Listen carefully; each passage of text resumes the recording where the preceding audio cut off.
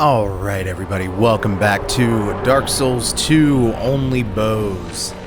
So, I cannot stand the Throne Duo.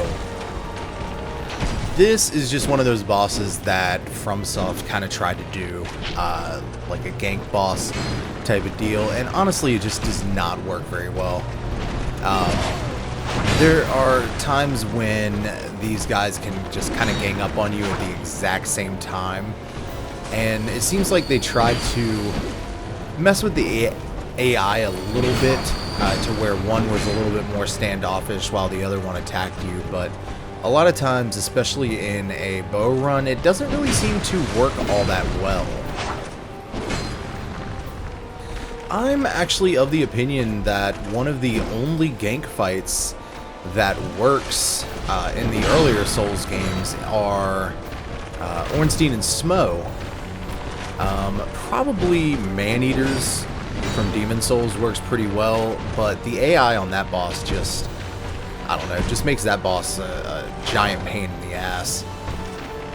I was a huge fan of gank fight that they did in Sekiro, where they had the two apes.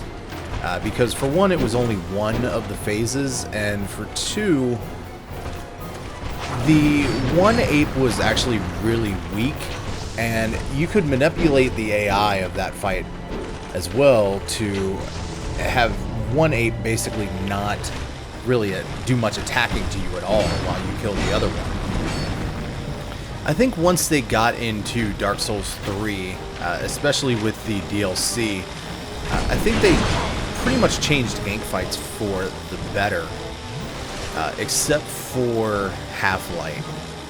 Half-Light really sucked in that game. It actually kind of reminds me a lot of this fight, to where the enemies just kind of relentlessly pursue you, and it doesn't seem like they put too much thought into how the enemies would actually work together. But to talk about this fight a little bit, even though there's not much to say, I mean, I pretty much just have continued to use the strats that I've been using for the rest of the playthrough, where I try to get as many poison arrows in as I can, get poison off on both of them, and whittle each of these guys' health bars down at the same time, because if you kill one before you kill the other, they will go over and try to resurrect the other one. Which, coincidentally, I think is a really cool mechanic, but like I said, there's just not a whole lot to say about this fight. I've never really liked it. This fight, however, I think is the best fight in Dark Souls 2's base game, and I would even argue that Darklurker is probably one of the best gank fights that FromSoft has actually done. The attacks aren't too terribly difficult to dodge. The second one doesn't come in until about partway through, and even then, they don't typically do the same exact attacks at the same exact time, which makes it really kind of easy to deal with. Now, this was probably the 5th or 6th attempt that I had on this boss. You can't poison it, so I didn't even try to in this particular one. I just kept lobbing fire arrows at it. But the real pain about this boss fight is trying to actually get to it. Trying to get through the areas that you have to get through to get here. Anybody knows DS2 will know exactly what I'm talking about.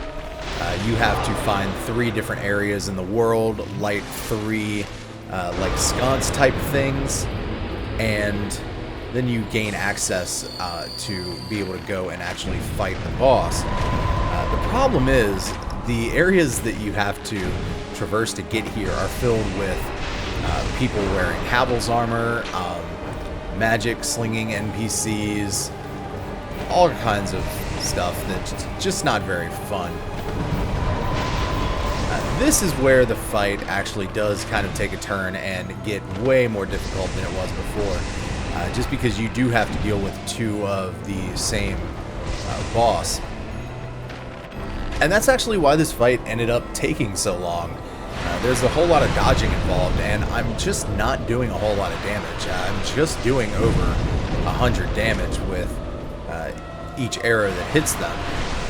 And I don't know if that's because I was using fire arrows and maybe they're strong against fire, but I believe that I tried a bunch of different arrows and just didn't really see much of a change in the damage. So right there they did end up getting me with the same attacks that they do.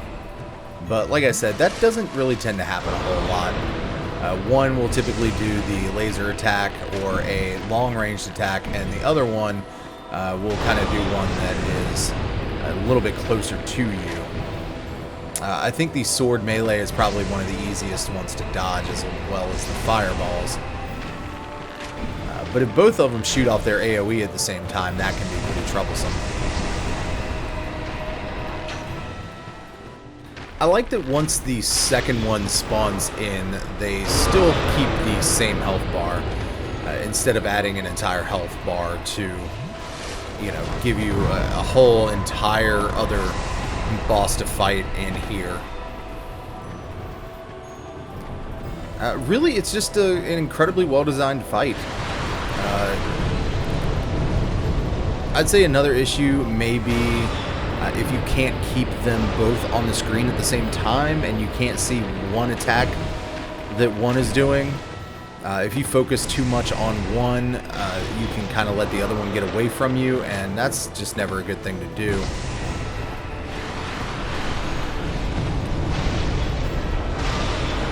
I was actually surprised that I didn't get hit by the one off screen doing all of these magic attacks that they just continuously decided to spam at this particular point of the fight.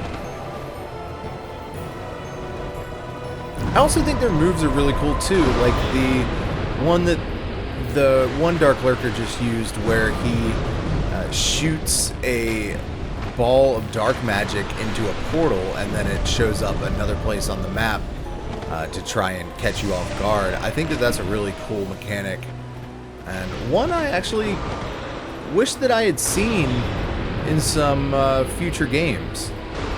Unless one exists that, you know, I just can't think of right now. This boss just had a lot of really good stuff going for it. I think the boss design is actually really interesting. I think all of the moves are fun to fight against, fun to dodge.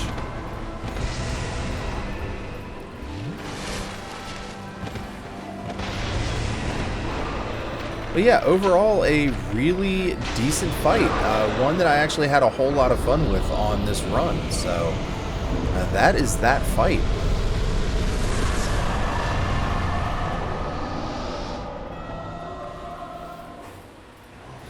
And right here, I just decided to take my revenge out on the leader of this covenant, the Dark Diver Covenant, or whatever it's called, just for making me go through all the crap that I had to go through to fight the best, you know, boss in the game.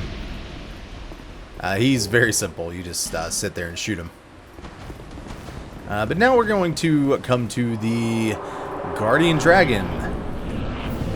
I've always thought that this boss was kind of mediocre, really, and most of that is just because of the fact that there are a bunch of various copies of him in Dragon Airy, and for Scholar of the First Sin, they even, you know, added one in front of the redone Ornstein fight. So if you fought one of these guys, you fought all of them. So there's really not a whole lot to say. He can be poisoned very easily, so I just use that to my advantage. And the biggest issue is with him flying around as much as he does, it can be a real pain in the ass for melee characters. But if you have magic or a build, I mean, this guy is basically just a joke.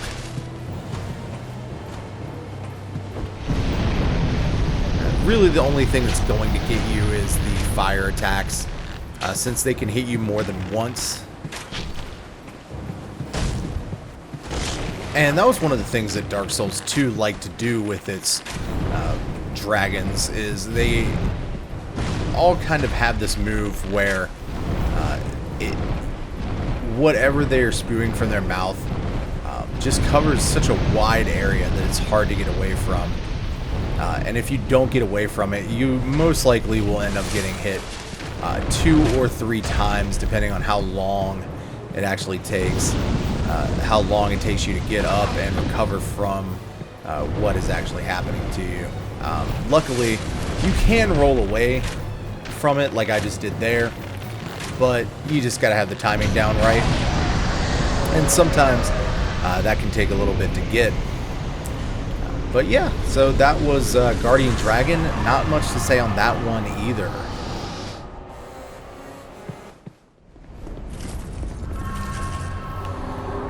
And next we have the Ancient Dragon.